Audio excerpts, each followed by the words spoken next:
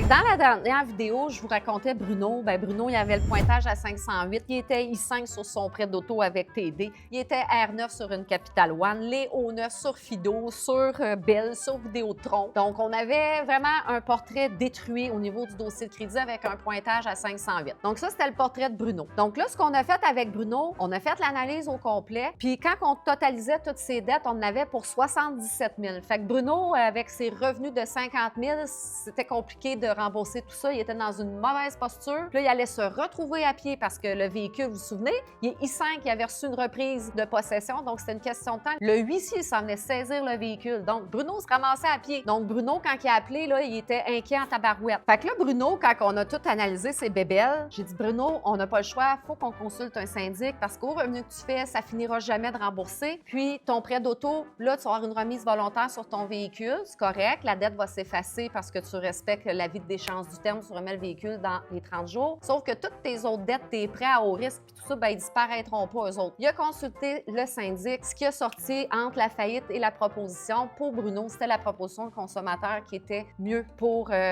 son dossier à lui. Et là, Bruno, là, on a fait faire la proposition avec le syndic. Puis là, le pointage il est parti de 508 puis il a planté à 451.